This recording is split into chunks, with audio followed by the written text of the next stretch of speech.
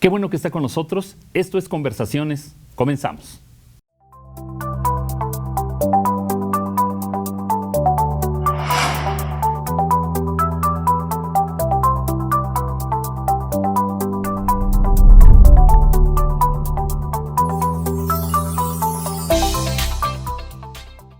Nuevamente le doy la más cordial bienvenida a Conversaciones. Mi nombre es David Estrada. Y bueno, pues en el año de 1969, Querétaro tuvo por primera vez televisión, el Canal 9, una aventura que duró apenas 2 años. Sin embargo, en el año de 1987, en el mes de diciembre, se inauguró TVQ. Hoy, en este programa, vamos a hablar de esa emblemática estación, los primeros cimientos que se puso a la televisión en Querétaro, que fueron en Televisora Queretana, TVQ. A través de la distancia y de estado a estado.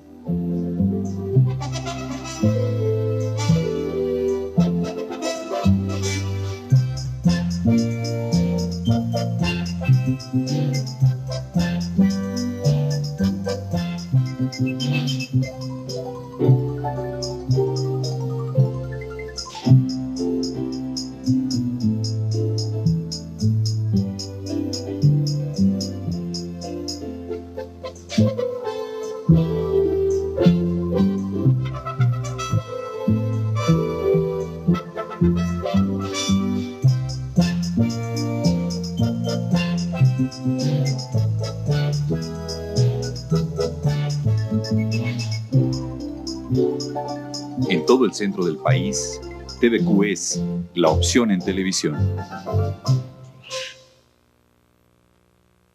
Y para recordar a TVQ, me da muchísimo gusto dar la bienvenida a 2 queridos amigos. En primer lugar, al contador José Luis Chavero Vargas, que fuera el gerente de Televisora Queretana. José Luis, bienvenido. Muchas gracias, David. Gracias por la invitación. Bienvenido.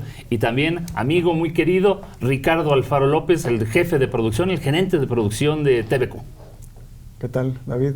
Mucho gusto por estar aquí. Gracias por la invitación. Ojalá que sea del agrado de toda la gente. TVQ. Estamos hablando de una estación emblemática de la televisión en Querétaro. Los primeros cimientos de una televisión artesanal, José Luis. Platícame cómo es que tú llegas a TVQ, cómo es que están haciendo TVQ. Bueno, en ese momento yo estaba trabajando en el Estadio Corregidora. ¿Estamos hablando de? 1987 y ya había pasado el Mundial del 86. Yo estuve trabajando en esa etapa y en 1987, cuando empieza la televisora, empiezan a pedirme apoyo para empezar a contratar a la gente, hacer la estructura organizacional de la empresa, darla de alta y constituirla. Y pasado el tiempo me fui involucrando cada vez más y sin darme cuenta ya estaba prácticamente de lleno en la televisora y trabajando también para los señores de Aro, que son los que manejaban en aquel momento Ventas y Servicios Querétaro, la empresa que administraba el Estadio Corregidora. ¿Y TVQ qué era? ¿Era una concesión particular? ¿Era una concesión de Televisa que rentaba? ¿Cuál era la característica, no sé cómo se puede decir, organizacional de la empresa? Sí, la televisora inició con una concesión de Televisa. Se crea Televisora Queretana para la explotación de esa concesión bajo un convenio de colaboración entre ambas empresas y es como nace la empresa de televisora para poder explotar esa concesión de Televisa. ¿Tú recuerdas el momento en el que se hizo la primer transmisión de TVQ? Sí, fue te repito, en 1987. Fue un técnico para empezar a hacer la instalación de los equipos y me llamaba para ver cómo estaba la estructura, en qué espacio se iba a instalar la televisora y empezaba a hacer las pruebas de señal, mandaba la señal a México para que monitorearan la señal para efectos de que se lanzara la primera transmisión en vivo. ¿Y cómo fue? ¿Qué se transmitió? ¿Qué fue lo primero que salió al aire? Fue un programa repetido de lo que es Televisa, para empezar a probar que la señal se recibía perfectamente. Se transmitía del Estadio Corregidora al Zamorano y el Zamorano hacía la transmisión a nivel bajío. Háblame del equipo. ¿Quiénes conformaron ese primer grupo de pioneros de TVQ? Bueno, fuimos integrando la parte administrativa y luego el área técnica, primero la parte de la transmisión, con Gilberto García, una persona que estuvo trabajando en Televisa, después 2 ayudantes más, que fue Daniel y Ignacio, que fueron los que integraron la parte de la transmisión, y ya posteriormente se fue integrando el área de producción. Y en esa parte es donde entra Ricardo Alfaro. Así es donde participa ya Ricardo Alfaro con nosotros. Ricardo Alfaro, ¿cómo te integras a TVQ? Pues mira, yo como en ese entonces yo estaba en una especie como de crisis de qué era lo que realmente me interesaba hacer después de haber estudiado la carrera de comunicación. Estudié en el TEC de Monterrey y yo había tenido ya dos años más o menos, año y algunos meses de haber estado trabajando primero en el sector privado y luego en el sector público y luego en el sector privado. Pero resulta que después del último trabajo en el que renuncié, voy a consultar a mi director de carrera en el TEC de Monterrey y me dice, ¿sabes qué? Está apenas comenzando las transmisiones de un canal de televisión local que se llama TVQ. Yo te aconsejo que vayas allá, habla con la persona encargada, que en ese momento era Rocío Gutiérrez, la ingeniera Rocío Gutiérrez, que era la que estaba encargada de la parte operativa, digamos, del canal.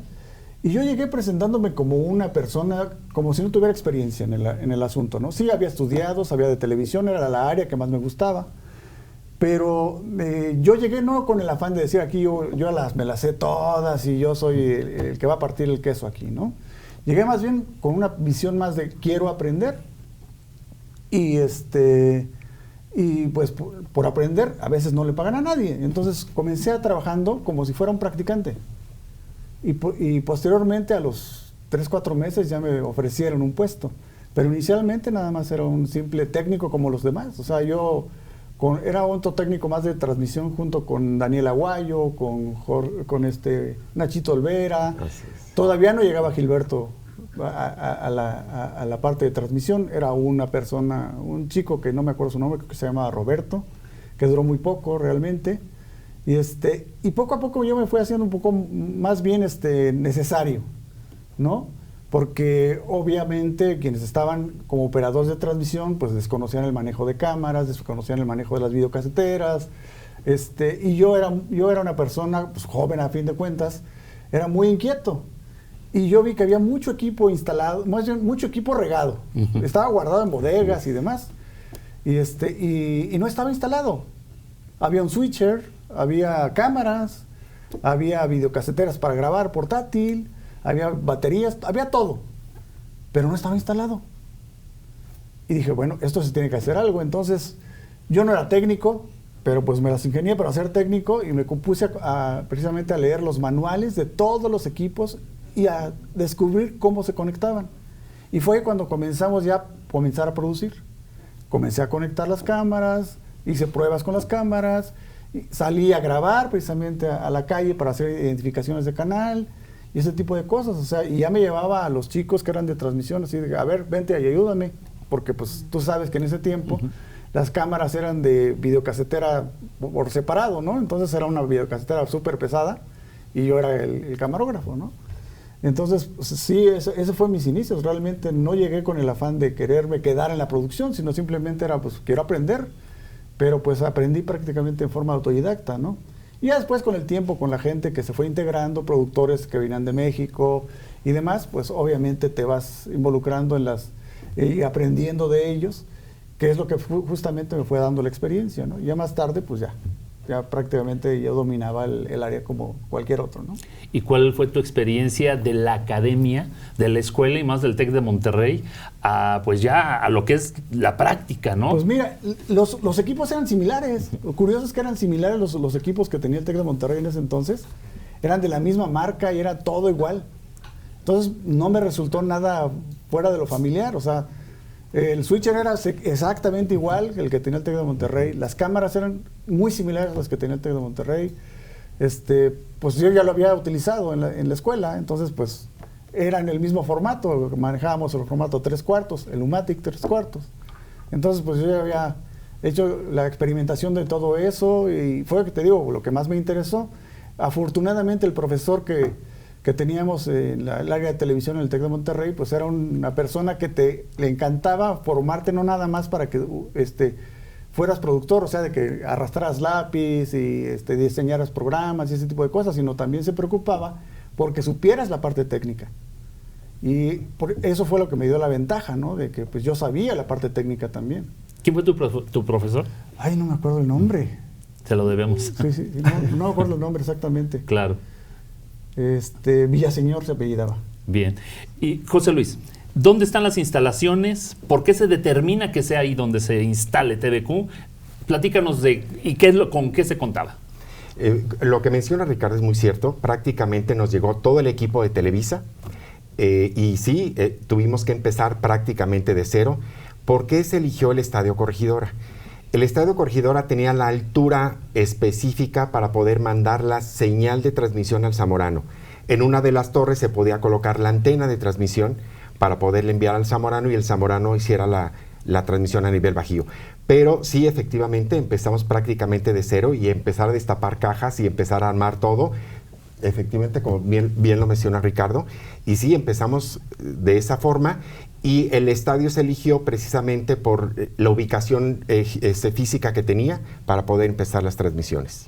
Y había un gran estudio claro. Platícanos de las inconveniencias también que había. Sí, una de las torres del acceso al tercer nivel del estadio fue la parte inicial de la cabina de transmisión. Y posteriormente el acceso a vestidores, que había unas naves ahí que cubrían perfectamente el acceso, fue lo que nosotros fuimos adaptando como un estudio inicialmente. Sí, y ahí fue donde prácticamente empezamos las primeras producciones locales. ¿Cuáles fueron las primeras producciones? Y aquí se los pregunto a los dos, porque los dos tuvieron aquí que ver en creatividad y en operatividad de lo mismo. Por favor. Muchas gracias. Sí, iniciamos con unas transmisiones de cápsulas deportivas con las Olimpiadas que fueron en Seúl, y eran todas las transmisiones por el cambio de horario, eran durante la noche. Entonces, pues nosotros nos pusimos a hacer la tarea de hacer toda la edición durante la noche para poder hacer la transmisión de cápsulas durante el día. ¿Sí? Entendíamos perfectamente que el público no iba a pasarse la noche viendo las Olimpiadas y aprovechamos esa inercia para nosotros hacer repeticiones de lo más relevante durante el día. El horario era de 6 de la mañana a 4 de la tarde y repartíamos cápsulas durante todo el día. Que eso es lo importante. TVQ transmitía de 6 de la mañana a 4 de la tarde. Es correcto. ¿Y quiénes participaron en esas cápsulas, Ricardo? Bueno, en la conducción estuvo Ramón Vela. Era el encargado de dar las notas, ¿no? A cuadro. Pero quien estaba detrás escribiendo era Armando, si mal no recuerdo, no me acuerdo su apellido. Armando era un fotógrafo que comenzó a escribir ahí con nosotros, y Luis David Domínguez, que alguna vez estuvo aquí también, ¿no? Luis David Domínguez, que eran los dos que me redactaban. Afortunadamente, ellos trabajaban realmente en gobierno del estado en ese entonces, y ocupaban su parte nocturna, digamos, que para poder hacer la edición, más bien escribir las notas, ¿no? Revisar qué era lo que estaba ocurriendo y luego hacer las notas. Y yo era el encargado de grabar las cápsulas y editarlas con las imágenes adecuadas, ¿no? Afortunadamente teníamos los derechos en ese entonces, porque ahorita ya es complicado tener los derechos de las Olimpiadas. Pero en ese tiempo sí se tenían los derechos y grabábamos todo un reel completo de todos los eventos que había habido durante la noche. Imagínate, era una locura, era desvelarte todos los días, ¿no? Y luego aprovechar precisamente de que, por ejemplo, un Televisa, un Azteca, que hacían sus resúmenes como a las 7 de la mañana, cuando iban ya terminando ellos prácticamente su jornada. Nosotros arrancábamos a partir de como las 8 de la mañana con la primera cápsula, y luego a la hora otra, y a la hora otra, eran más o menos 5 o 6 cápsulas al día. Entonces, obviamente, pues a aquellos que no podían desvelarse para ver las Olimpiadas, pues nosotros lo aprovechábamos, ¿no? Y podíamos transmitir, digamos, los resúmenes de lo más importante durante todo el día. José Luis, y TVQ se fue posicionando poco a poco en el gusto de los queretanos. Era la primer televisora local. Había que también generar recursos, había que vender, había que tener programas patrocinados. Y así surge la pandilla TVQ. Sí, es correcto. Sí, hicimos una producción ya propia, que era la pandilla TVQ, y prácticamente el equipo que conformamos la televisora teníamos que generar ideas para que la gente se interesara en nuestro horario, en la televisora, que estaba prácticamente nueva, y tenemos que buscar de qué forma podíamos llamar la atención. Y con TVQ y todas las grabaciones que hacíamos con invitados especiales, con un casting que hicimos de 2 niños para poder hacer el programa y que fueran los conductores, fue como empezamos a jalar miradas hacia el canal de televisión. Y de la pandilla TVQ viene Chester Chetos. Sí, Chester Chetos. Chester Chetos fue un programa que nos envió Sabritas, pero que era un programa piloto que su vigencia iba a ser de 3 meses originalmente. Pero con toda la dinámica del equipo de producción y las ideas que se generaron, empezaron a extender y no solamente tenerlo en el estudio, sino sacarlo a locaciones, empezar a llevarlo a las escuelas, a centros comerciales, a diferentes lugares históricos de Querétaro.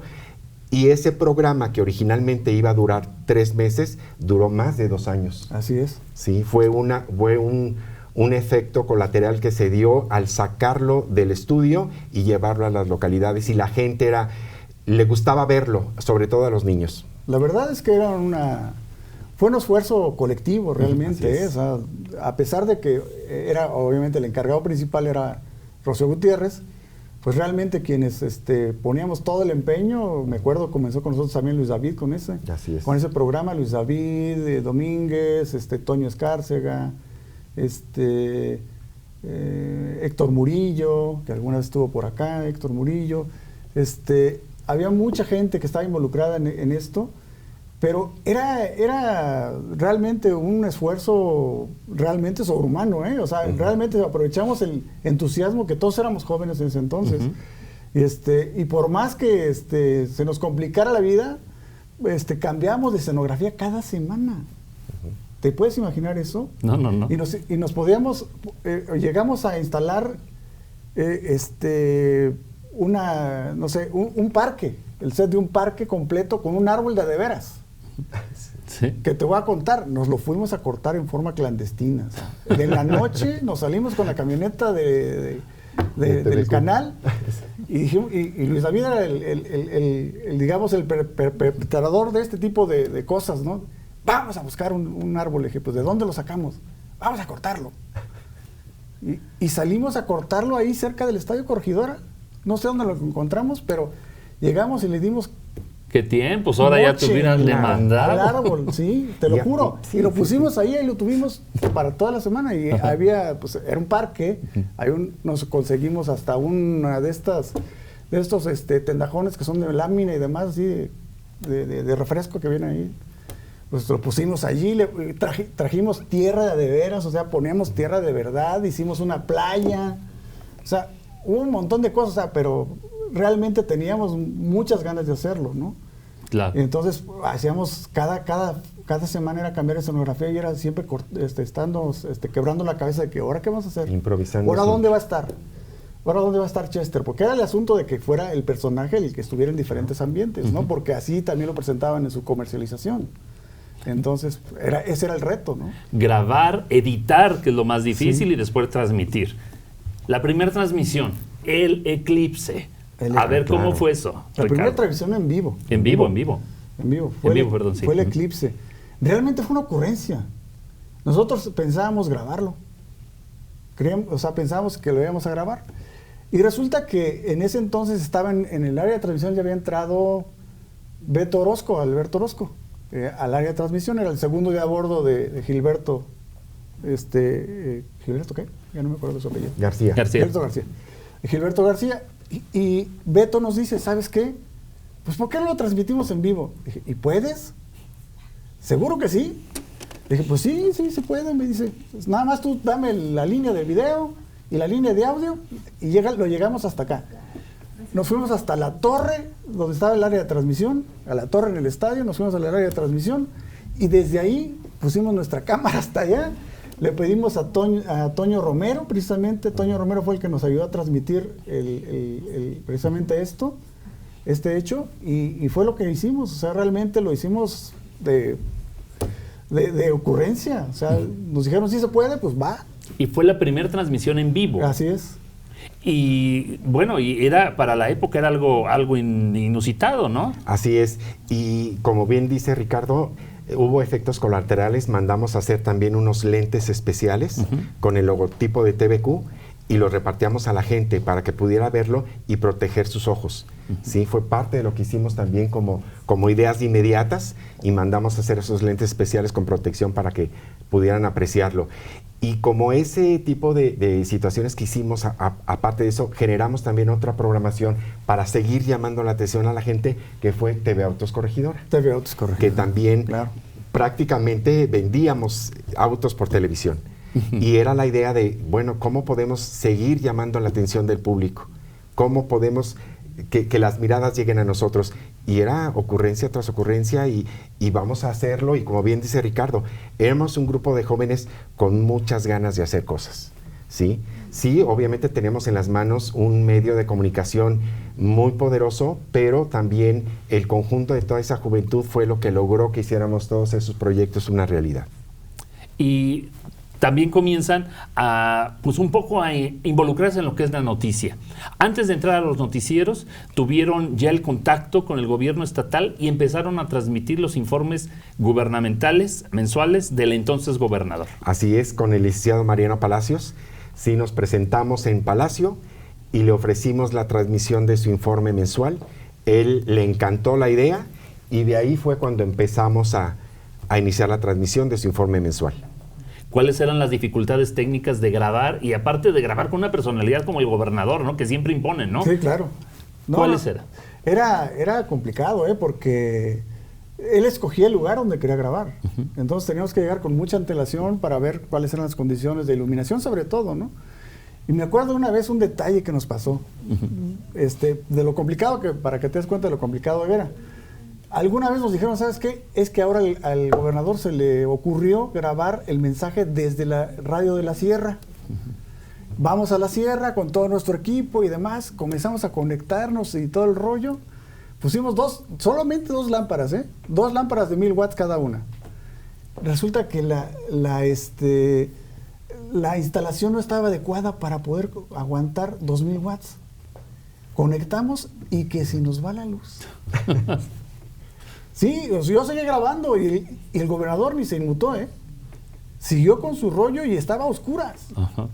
Hasta que lograron ellos volver a restablecer sus breaks y volvimos otra vez a grabarlo. Toda esa parte oscura la tuve que ilustrar, obviamente, ¿no? Claro. Pero sí, así era de complicado, ¿no? De que, pues, a ver qué reto nos pone el gobernador para poder grabarlo. Así es. Y entonces esa fue la pauta para, pues, dar principio. Y yo quisiera... A mí se me hace increíble cómo pasa el tiempo de rápido y sobre todo cuando se hablan cosas tan interesantes. Vamos a hacer un segundo programa en el cual platiquemos de cómo nace TV con la noticia, cómo nace los noticieros. Sí, sí. Pero antes yo quisiera, y sobre todo es una de las finalidades de este programa, que rescatemos esos nombres del área administrativa, quiénes estaban, quiénes colaboraban, qué nombres nos quedan pendientes. Mira, prácticamente el área administrativa la fuimos conformando poco a poco, pero recuerdo nombres de gente que fue muy valiosa y aportó muchísimo a la como la contadora Socorro Corona Aguilar, Ángela Rodríguez, Deyanira Álvarez en la parte de la comercializadora, Ricardo y Gerardo Colín también. Alguien que aportó también mucho, que fue desde el origen, fue también Joaquín San Román, que nos grababa las cortinillas y grababa los comerciales. Era la voz oficial. Y aparte, yo lo tuve siempre muy cerca, dándome consejos de la experiencia que él tenía. Y es algo que yo siempre le voy a tener agradecido. Así es. ¿Sí? Y Ricardo, en la parte de producción, ¿qué nombres nos faltan? En la parte de producción, mira, inicialmente pues nada más éramos Luis David y yo, al principio. Después integramos, que también trabajaba con él, Miguel López, que era parte de su equipo, aquí que trabajaba en el DIF. Lo integramos a él. Integramos también a otros jóvenes en ese entonces. Estaba Ricardo Pacheco. Casi niño. Y le decíamos el niño Pacheco. Así es. Sí, Ricardo Pacheco. Estaba otro muchacho que se llama Roberto Patiño, que era el editor en las noches, Roberto Patiño. Incluimos al hermano de Alberto Orozco, Eduardo Orozco, al Canito famoso. Y integramos a quién más, a Roberto Patiño, que también Era un señor, él era como freelance más bien. Era un señor ya con mucha experiencia que había trabajado en Televisa y que era camarógrafo y lo utilizábamos mucho para hacer grabaciones, sobre todo en locación. Ahí lo utilizábamos mucho. Estaba, en ocasiones trabajaba en forma de freelance también Rogelio Mendoza, que está aquí precisamente. Ajá. Rogelio Mendoza era camarógrafo en ese entonces. Y igual que el señor Patiño, trabajaba igual que con nosotros. Estaba Héctor Hernández, un muchacho que también trabajó por aquí. Héctor Hernández, un camarógrafo, tenía la voz muy, muy aguda. Y en un principio eran esos, ya después cuando llegó el noticiero se integraron más, pero esos eran los principales con los que trabajábamos. Bueno, pues vamos a dejar la historia en continuará, ¿les parece? Y hacemos una segunda parte para hablar de los noticieros y para también integrar algunas de esas personalidades que pues formaron parte como ustedes de esos primeros ladrillos de la televisión en Querétaro, ¿les parece? Claro. Correcto, muchas gracias. Muchas gracias, pues gracias de veras a ustedes por estar en esta emisión. José Luis Chavero, muchas gracias. Al contrario, gracias por la oportunidad, David. Ricardo Alfaro, muchas gracias. No, al contrario, muchas gracias. Y bueno, pues yo los invito a que nos veamos aquí la próxima semana, que la próxima semana, el próximo viernes a las 8 de la noche, tengamos la segunda parte para que hablemos de los noticieros, TVQ en la noticia y todo lo demás que se hizo en esa televisión prácticamente artesanal de Querétaro, lo que fue TVQ. Mi nombre es David Estrada, hasta la próxima.